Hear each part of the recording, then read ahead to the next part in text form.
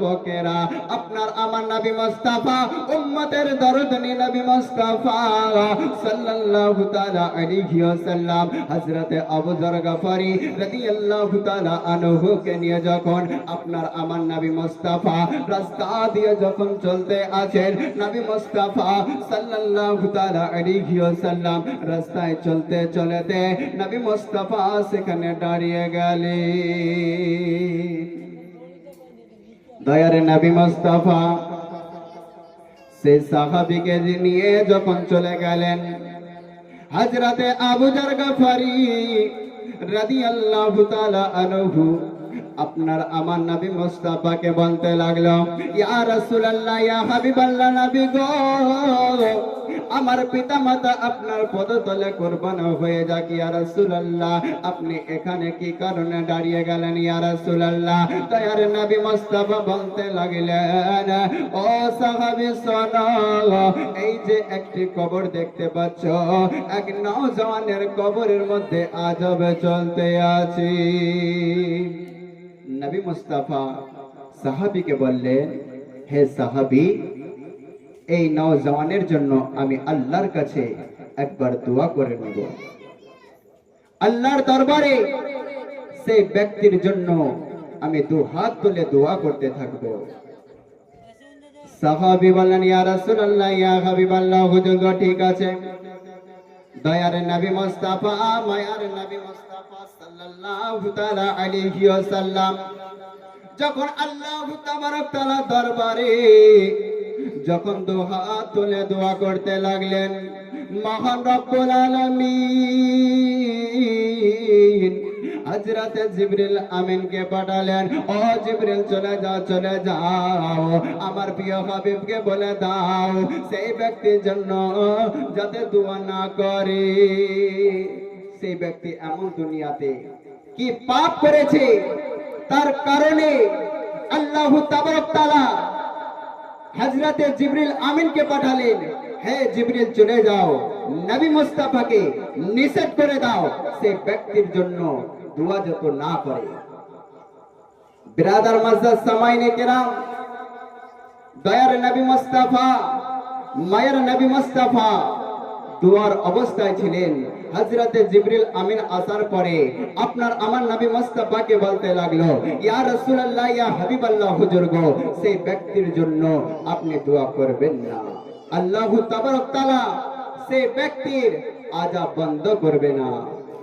নবী মুস্তাফা সেই কথা শোনার পরে হাত দুখানা যখন নিচে নামিয়ে দিলেন, নবী মুস্তাফা চোখ বন্ধ করে দিলেন। নবী মুস্তাফার চোখ মোবারক দিয়ে যখন পানি ঝরতে আছে, সেই সাহাবী বলতে লাগলো, ইয়া রাসূলুল্লাহ, ইয়া হাবিবাল্লাহ, হুজুর গো, আপনার কান্না আমি সহ্য করতে পারবো না। ইয়া রাসূলুল্লাহ, আপনি কি কারণে কান্না করছেন? ইয়া রাসূলুল্লাহ, আপনি এখনই দোয়া করতেছিলেন। ইয়া রাসূলুল্লাহ, আপনি দোয়া না করে আপনি হাত দুখানা নামিয়ে আপনার চোখ মোবারক দিয়ে পানি কেন ঝরতে আছে? দয়ার নবী মুস্তাফা বলতে লাগলো, ও সাহাবীরা, শোনো শোনো, আমি যে ব্যক্তির জন্য দোয়া করেছি সেই ব্যক্তির জন্য দোয়া করতে আল্লাহ তাবারক তাআলা নিষেধ করেছে। কি এমন পাপ করেছে সেই ব্যক্তির জন্য দোয়া করতে আল্লাহ নিষেধ করতে আছে?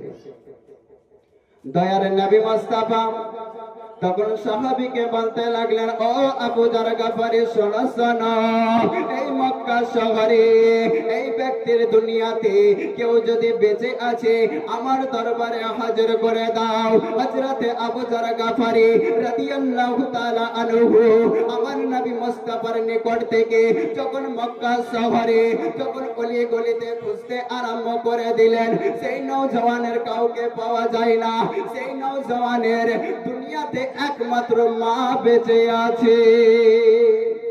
দেখার পরে আবার সাহাবী আসার পরে নবী মুস্তাফাকে বলতে লাগলো, ইয়া রাসূলুল্লাহ, ইয়া হাবিবাল্লাহ, নবী গো, এই ব্যক্তি দুনিয়াতে মা ছাড়া আর দুনিয়াতে কেউ বেঁচে নাই। ইয়া রাসূলুল্লাহ, দয়ার নবী মুস্তাফা উম্মতের দরদিনী নবী মুস্তাফা সাল্লাল্লাহু তাআলা আলাইহি ওয়াসাল্লাম আমার নবী মুস্তাফা সাহাবীকে বলতে লাগলেন, হে সাহাবী শোনো শোনো, সেই ব্যক্তিকে, সেই বুড়িমাকে আমার নিকটে হাজির করে দাও। হযরতে আবু যর গফারি নবী মুস্তাফার নিকট থেকে সেই মক্কা শহরে সেই বুড়িমার বাড়িতে হাজির হয়ে সেই বুড়িমাকে বলতে লাগলো, মা তোমাকে নবী মুস্তাফার নিকটে ডেকেছে, জোরে বলুন না সুবহানাল্লাহ।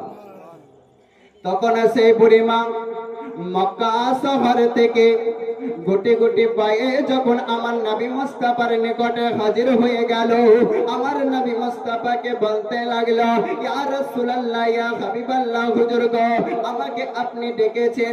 তখন দয়ার নবী মুস্তাফা বলতে লাগলেন, হ্যাঁ বুড়িমা, আমি তোমাকে আমার নিকটে ডেকেছি।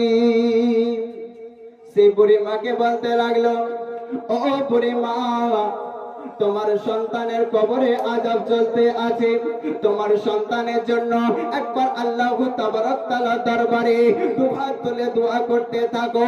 তখন বুড়িমা আপনার আমার নবী মুস্তাফার কথা শুনে অঝর নয়নে কান্না করতে লাগলো আর বলতে আছে, ইয়া রাসূলুল্লাহ, ইয়া হাবিবাল্লাহ, হুজুর গো, আমার সন্তানের জন্য আমি দোয়া করতে পারবো না। ইয়া রাসূলুল্লাহ, আমার সন্তানের জন্য আমি দোয়া কখনো করব না।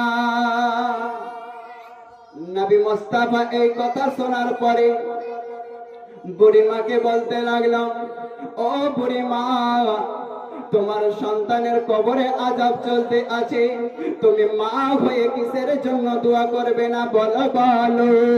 তখন বুড়িমা বলতে লাগলো, ইয়া রাসূলুল্লাহ, ইয়া হাবিবাল্লাহ, হুজুর গো, আমি আমার সন্তানের জন্য দোয়া করতে পারবো না।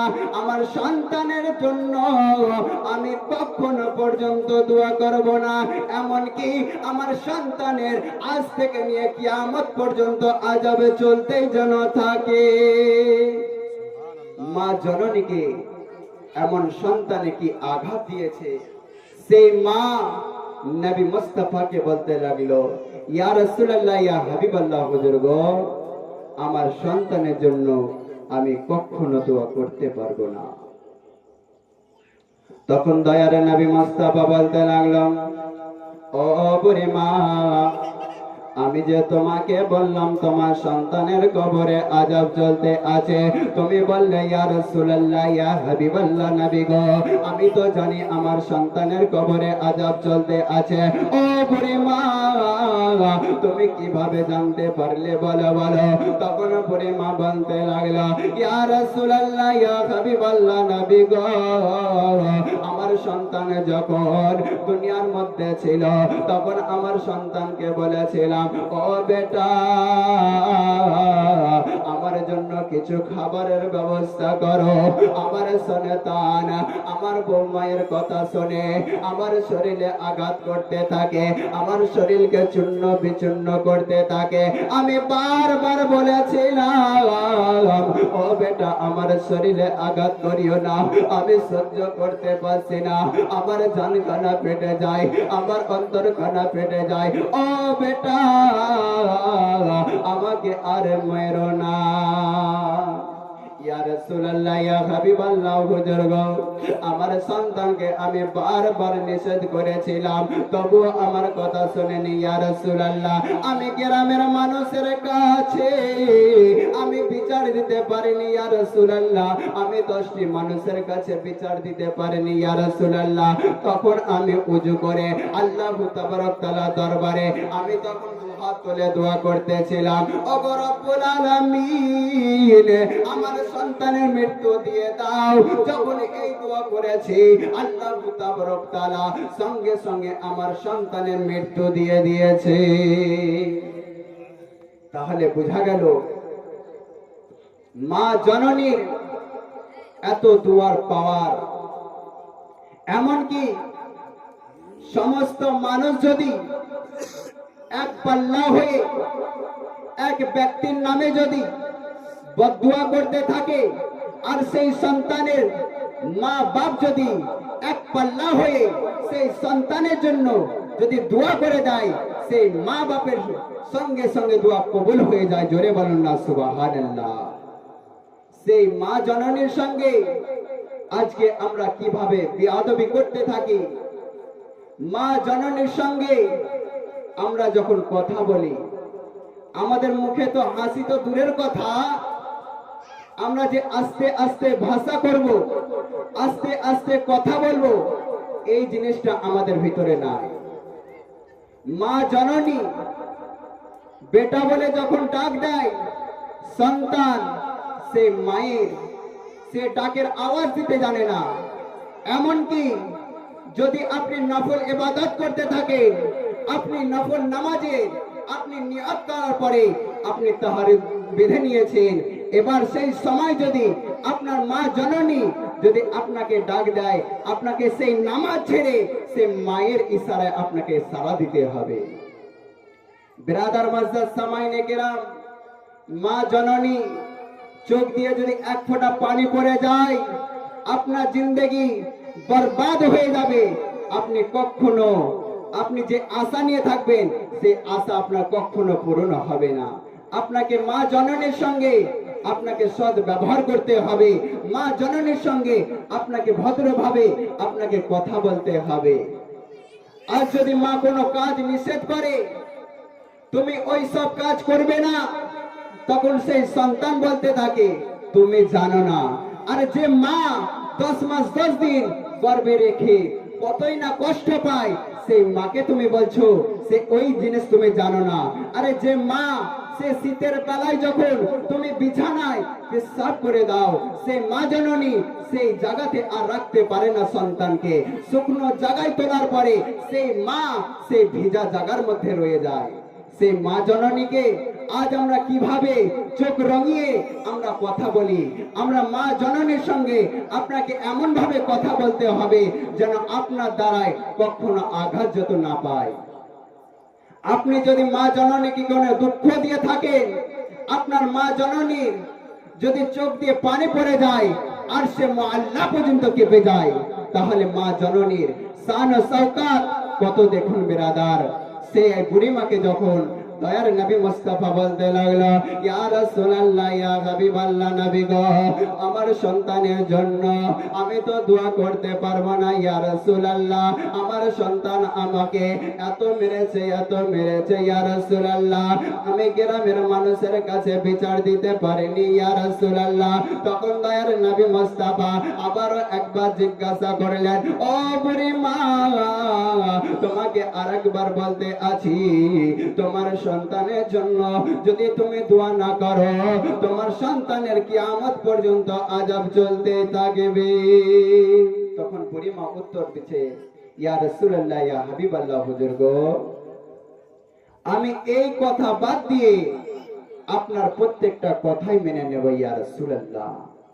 তখন দয়ার নবী মুস্তাফা সেই বুড়িমাকে আর কিছু না বলার পরে নবী মুস্তাফা সেই বুড়িমার হাতে একটি লাঠি ছিল, সেই লাঠিটা নেওয়ার পরে সেই বুড়িমার একদিকের কানে লাগিয়ে আর এক সাইড কবরের মধ্যে লাগিয়ে যখনই লাগিয়ে দিয়েছে, সেই কবরের ভিতর থেকে আওয়াজ আসছে, ও গো মা জননী,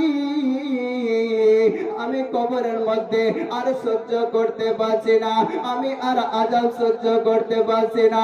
ও গো মা জননী, আমার জন্য একবার তুমি দোয়া করো। তখন বুড়ি মা সেই সন্তানের কান্নার আওয়াজ শোনার পরে, সে মা মা শব্দটি শোনার পরে দয়ার নবী মুস্তাফাকে বলতে লাগলো, ইয়া রাসূলুল্লাহ, ইয়া হাবিবাল্লাহ নবী গো, আমি কতদিন থেকে মা শব্দটি শুনতে পাইনি। ইয়া রাসূলুল্লাহ, ইয়া হাবিবাল্লাহ নবী গো, আজকে আমি মা শব্দটি শুনতে পেয়েছি। আজকে আমার জানখানা ঠান্ডা হয়ে গেছে, আমার অন্তরখানা ঠান্ডা হয়ে গেছে। ইয়া রাসূলুল্লাহ, আমি আর দেরি করব না ইয়া রাসূলুল্লাহ, আমার সন্তানের জন্য এক্ষুনি আমি দোয়া করতে থাকিব। তাহলে বোঝা গেল মা জননী কখনো স্বার্থ সন্তানে দেখে না। বন্ধু বান্ধব এমনকি স্ত্রী পর্যন্ত আপনার স্বার্থ করে, কিন্তু মা কখনো কোন সন্তানের স্বার্থে সন্তানকে ভালোবাসে না। তাই কি বলছে কি মায়ের দিলে তেগে ব্যথা কখনো দিও না, কখনো দিও না। মায়ের দিলে তেগে ব্যথা কখনো দিও না, কখনো দিও না। মায়ের দিলে তেগে ব্যথা কখনো দিও না, কখনো দিও না। कि महाजननीर दुआ जार लेगे जाबे যতই চাওয়া পাওয়া খোদা মিলিয়ে দিবে। कि माँ जननीर पाয়ের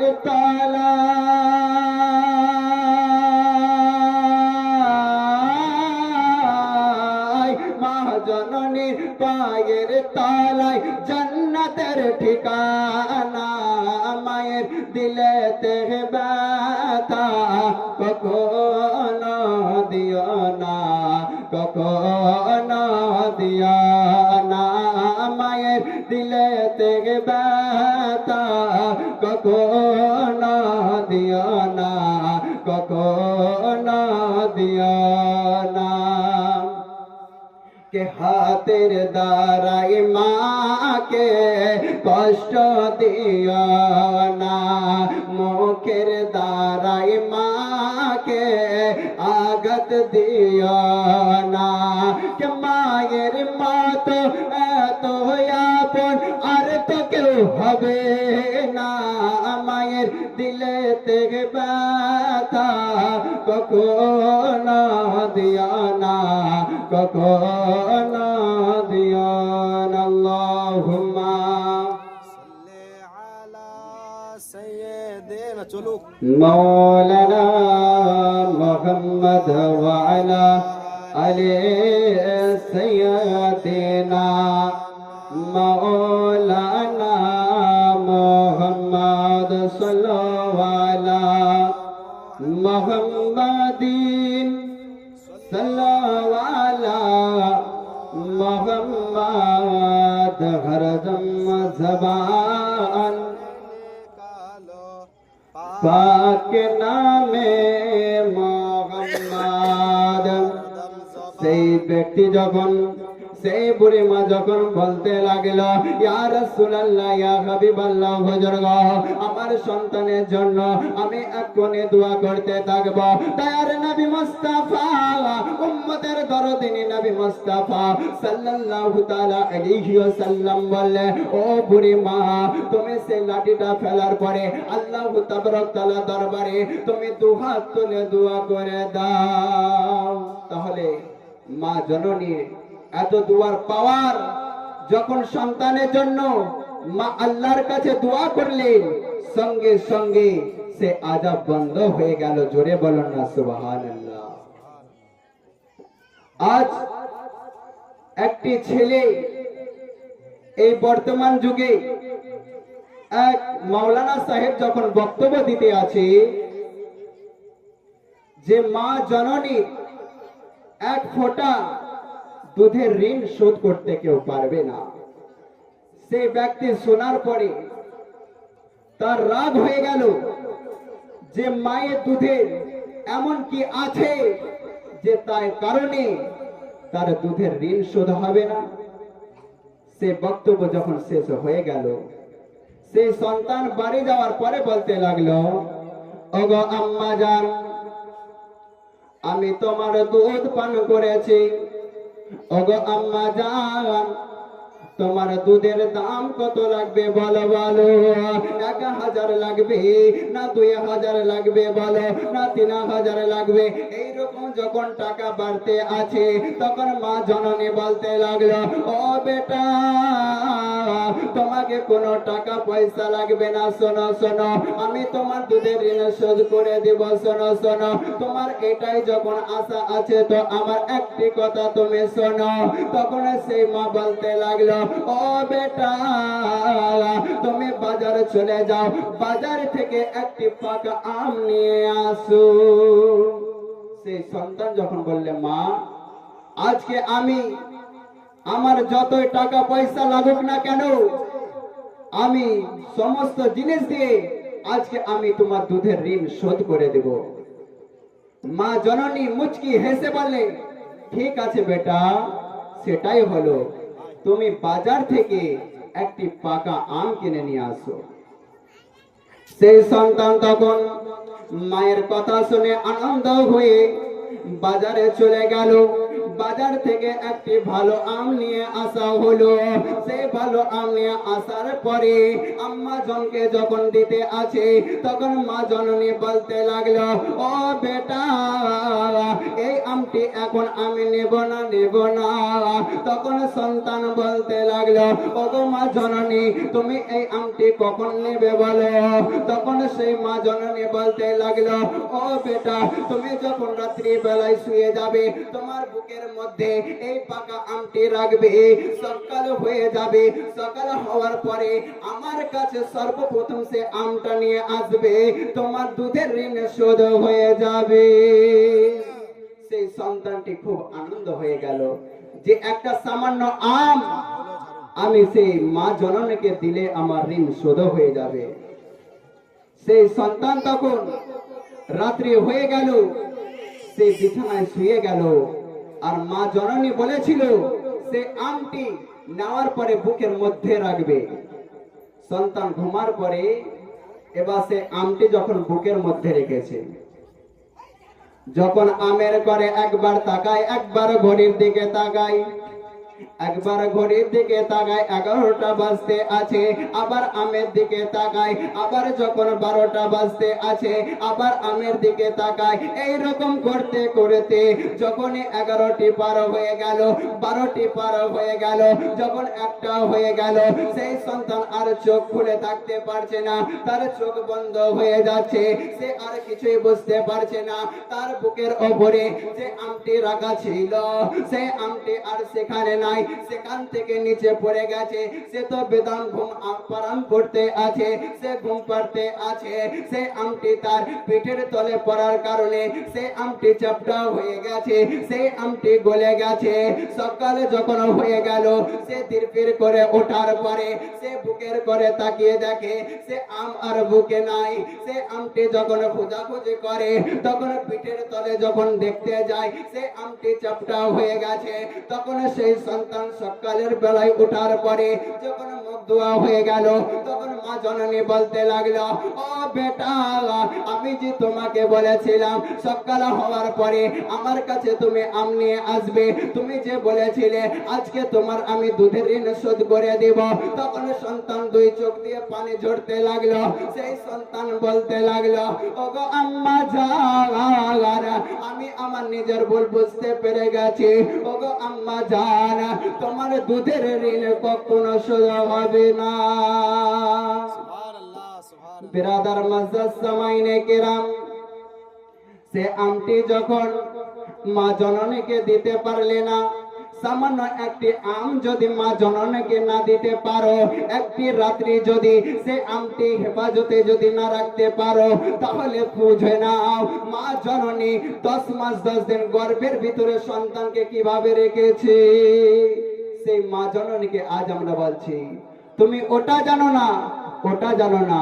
আজকে আমরা মা জননীকে শিক্ষা দিচ্ছি। আজকে যখন আমাদের 10 থেকে 12 বছর বয়স হয়ে যাচ্ছে, যখন আমাদের চোখদান হয়ে যাচ্ছে, তখন আর মা জননীকে আমরা আদব করতে পারছি না। আর মা জননীকে যদি তুমি আদব যদি না করো তোমার জিন্দেগি বরবাদ হয়ে যাবে। এমনকি তুমি সিজদা দিয়ে দিয়ে যদি তুমি কপালের মধ্যে যদি ভরটা ফেলে দাও তাও কখনো আল্লাহর দরবারে তোমার দোয়া কবুল হবে না। আর মা জননীকে যদি তুমি খুশি রাখো, তোমার সঙ্গে সঙ্গে আল্লাহর দরবারে দোয়া কবুল হয়ে যায়। জোরে বলুন না সুবহানাল্লাহ। তাহলে বোঝা গেল যে মা জননী এমন কোন জিনিস, এমনকি তুমি গায়ের চামকে যদি তুমি তোমার মায়ের জন্য একটি জুতো বানিয়ে দাও, তাও তোমার মায়ের দুধের ঋণ পর্যন্ত শোধ হবে না। জোরে বলুন না সুবহানাল্লাহ। বিরাদার মাজ্জাজ সামাইনে কেরাম, কোরআন শরীফ হইতে আয়াতে কারিমা পেশ করেছি, কুল্লু নাফসিন যায়কাতুল মাউত। প্রত্যেকটা নফসকে মওতের স্বাদ, মওতের মজা চাকতে হবে, রিহাই নাই, ছাড় নাই। আপনি যে অবস্থায় থাকেন না কেন, আপনি আসমানে লুকিয়ে থাকেন না কেন, আপনার যদি মওত অর্ডার হয়ে যায়, আপনি যেখানে থাকেন না কেন, আপনার সেখান থেকে আপনার রূহ বা আত্মাখানা কবজ করে নিয়ে চলে যাবে। বিরাদার মাজ্জাজ সামাইনে কেরাম, কোরআন শরীফ হইতে আয়াতে কারিমা পেশ করেছি, কুল্লু নাফসিন যায়কাতুল মাউত। প্রত্যেকটা নফসকে মওতের স্বাদ চাকতে হবে, রিহাই নাই, ছাড় নাই। বিরাদার মাজ্জাজ সামাইনে কেরাম, এখান থেকে বক্তব্য ইতি বলা ও ভাষার মধ্যে যদি হয়ে থাকে ভুল ত্রুটি ক্ষমা প্রার্থী। আসসালামু আলাইকুম ওয়া রাহমাতুল্লাহি ওয়া বারাকাতুহু।